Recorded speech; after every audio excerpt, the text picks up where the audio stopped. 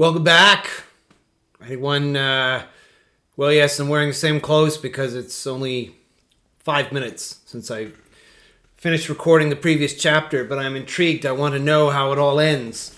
And we have only the last chapter to go, and it's only, well, it's 9 pages. So, 9 pages. So, let's go right into it. Chapter 8. The End Begins.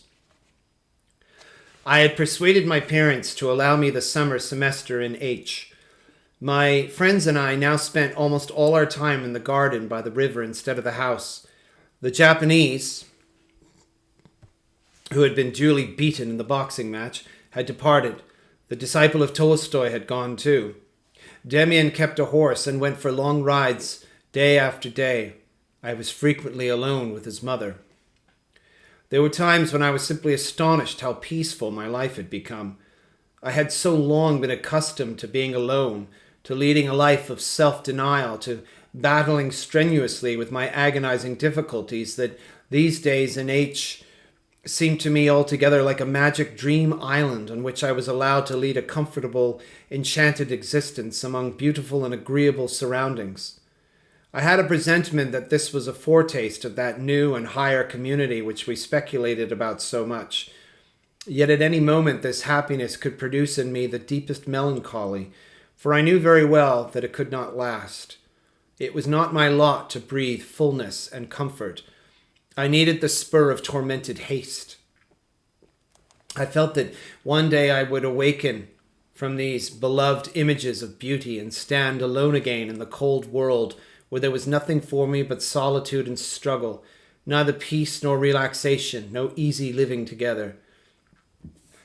At those moments I would nestle with redoubled affection close to Frau Eva, glad that my fate still bore these beautiful, calm features. The summer weeks passed quickly and uneventfully. The semester was nearly over, and it would soon be time for me to leave. I dared not think of it, but clung to each beautiful day as the butterfly clings to his honeyed flower. This had been my happy time, life's first fulfillment, my acceptance into this intimate elect circle. What was to follow? I would battle through again, suffer the old longings, dream dreams, and be alone. One day, foreboding came over me with such force that my love for Frau Eva suddenly flared up painful within me. My God, how soon I must leave here, see her no more, no longer hear her dear assured steps throughout the house, no longer find her flowers on my table. And what had I achieved? I had dreamed, had luxuriated in dreams and contentment, instead of winning her, instead of struggling to clasp her forever to myself. Everything she had told me about genuine love came back to me. 100 delicate admonitions, as many gentle enticements. Promises, perhaps. What had I made of them? Nothing. Absolutely nothing.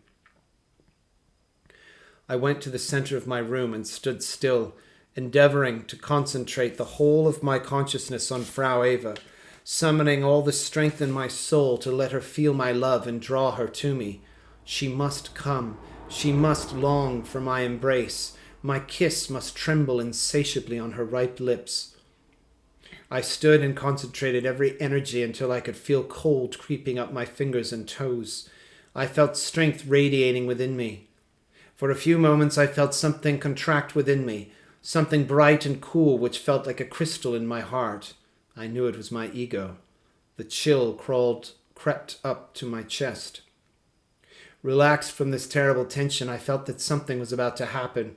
I was mortally exhausted, but I was ready to behold Eva step into the room, radiant and ecstatic. The clattering of hooves could be heard approaching along the street. It sounded near and metallic, then suddenly stopped. I leaped to the window and saw Demian dismounting below. I ran down. "What is it, Demian?" He paid no attention to my words. He was very pale and sweat poured down his cheeks. He tied the bridle of his steaming horse to the garden fence and took my arm and walked down the street with me. "Have you heard about it?" I had heard nothing. Demian squeezed my arm and turned his face toward me, with a strangely somber yet sympathetic look in his eyes. "Yes, it's starting. You've heard about the difficulties with Russia." "What, is it war?" He spoke very softly, although no one was anywhere near us. "It hasn't been declared yet, but there will be war. You can take my word for that. I didn't want to worry you, but I have seen omens on 3 different occasions since that time.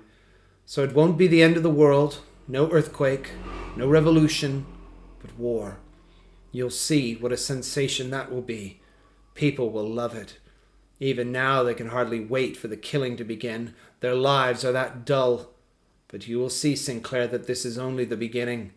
Perhaps it will be a very big war, a war on a gigantic scale, but that too will only be the beginning. The new world has begun, and the new world will be terrible for those clinging to the old. What will you do?" I was dumbfounded. It all sounded so strange, so improbable. "I don't know. And you?" He shrugged his shoulders. "I'll be called up as soon as the mobilization order comes through. I'm a lieutenant." "You, a lieutenant? I had no idea."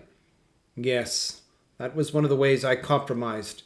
You know I dislike calling attention to myself so much I almost always went to the other extreme, just to give a correct impression. I believe I'll be on the front in a week." "My God. Now don't get sentimental. Of course it's not going to be any fun ordering men to fire on living beings, but that will be incidental. Each of us will be caught up in the great chain of events. You too. You'll be drafted for sure." "And what about your mother, Demian?" Only now my thoughts turned back to what had happened a quarter of an hour before, how the world had changed in the meantime. I had summoned all my strength to conjure up the sweetest of images, and now fate looked at me suddenly with a threatening and horrible mask. "My mother? We don't have to worry about her. She is safe, safer than anyone else in the world today. Do you love her that much?" "Didn't you know?" He laughed lightly, relieved. "Of course I know. No one has called my mother Frau Eva who hasn't been in love with her. You either called me or her today."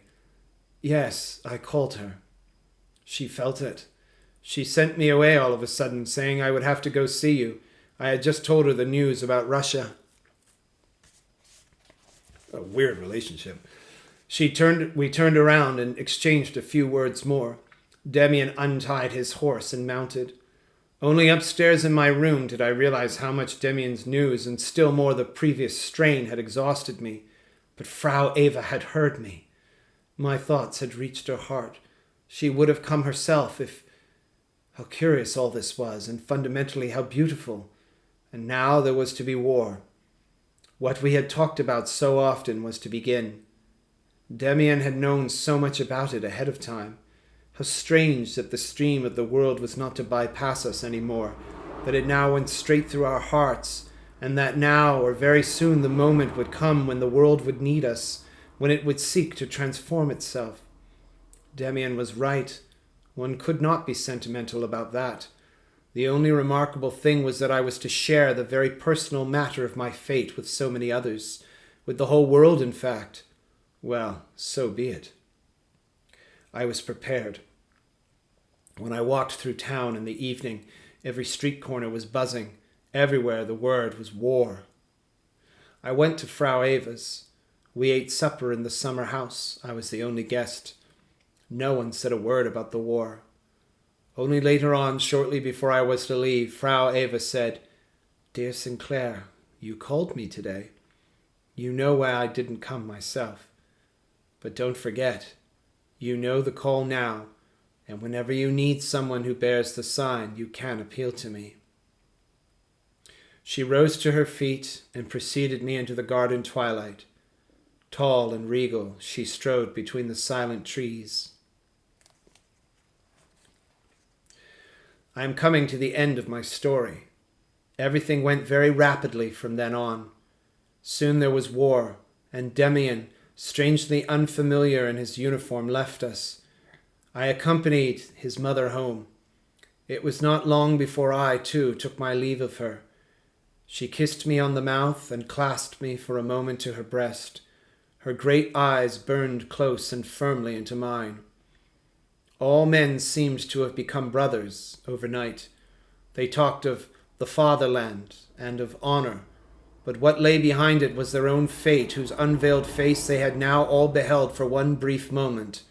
Young men left their barracks, were packed into trains, and on many faces I saw a sign, not ours, but a beautiful, dignified sign nonetheless that meant love and death.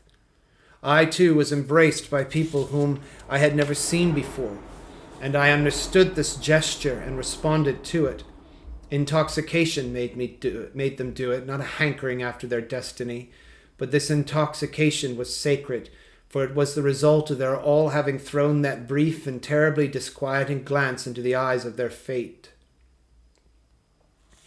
It was nearly winter when I was sent to the front. Despite the excitement of being under fire for the first time, in the beginning everything disappointed me. At one time I had given much thought to why men were so very rarely capable of living for an ideal. Now I saw that many, no, all men were capable of dying for one. Yet it could not be a personal, a freely chosen ideal. It had to be one mutually accepted. As time went on, though, I realized I had underestimated these men. However much mutual service and danger made a uniform mass of them, I still saw many approach the will of fate with great dignity. Many, very many, not only during the attack but at every moment of the day, wore in their eyes the remote, resolute, somewhat possessed look which knows nothing of aims and signified complete surrender to the incredible. Whatever they might think or believe, they were ready. They could be used. They were the clay of which the future could be shaped. The more single-mindedly the world concentrated on war and heroism, on honor and other old ideals, the more remote and improbable any whisper of genuine humanity sounded. That was all just surface, in the same way that the question of the war's external and political objectives remained superficial. Deep down underneath, something was taking shape, something akin to a new humanity. For I could see many men, and many died beside me, who had begun to feel acutely that hatred and rage, slaughter and annihilation were not bound up with these objectives. No, these objectives and aims were completely fortuitous. The most primitive, even the wildest feelings were not directed at the enemy.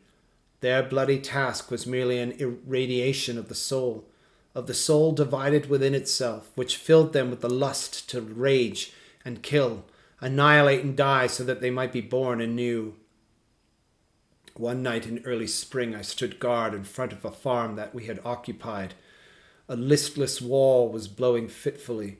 Across the Flemish sky cloud armies rode on high, somewhere behind them the suggestion of a moon.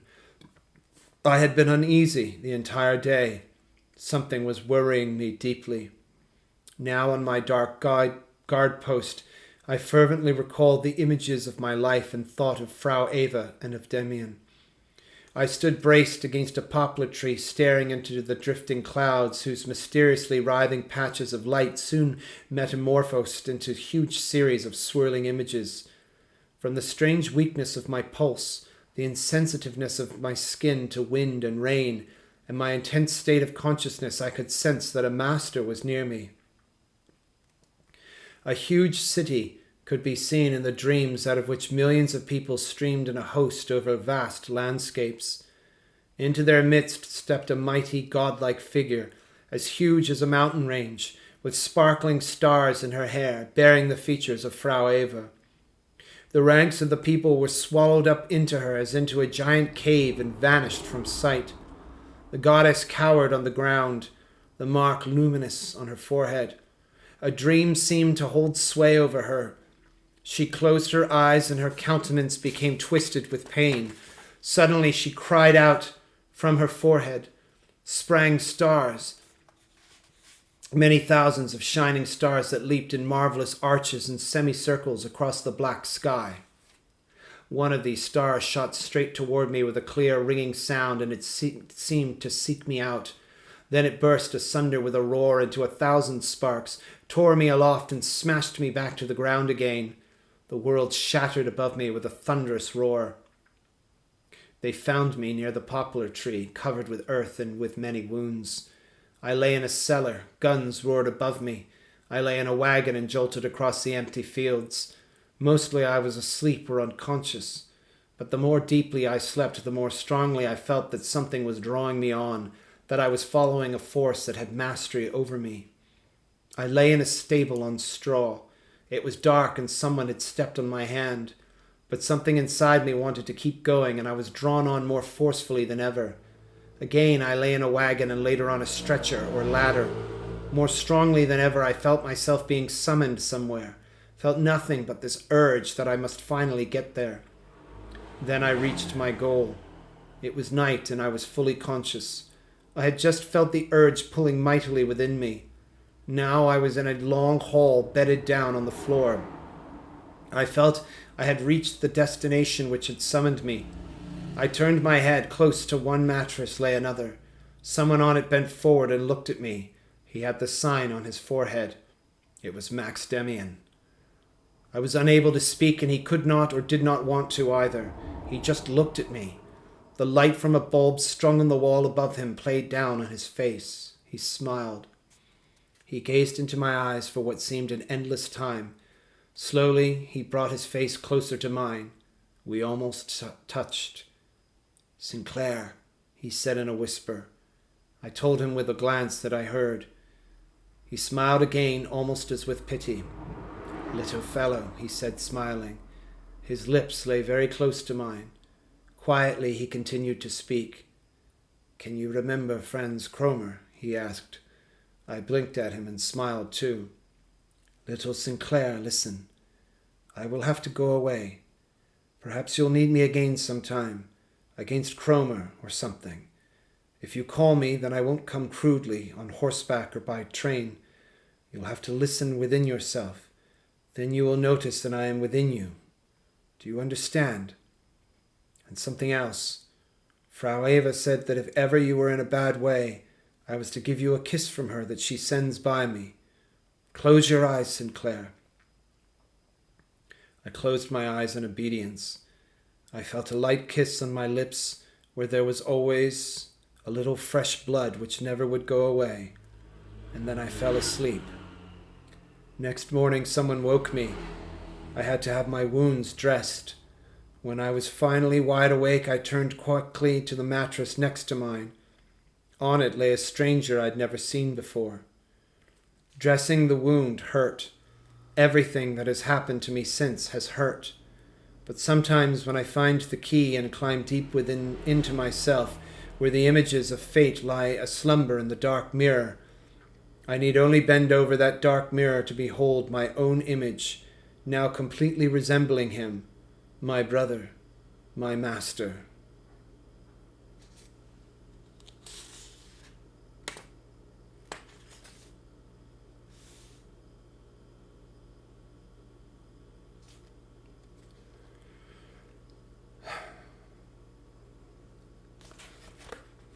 Not what I expected, but I expected to be surprised.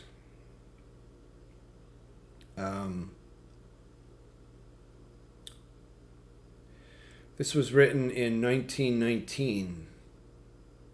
Well, I believe he wrote it in 1917 and then published it in 1919. It reflects his preoccupation with the workings of the subconscious and with psychoanalysis.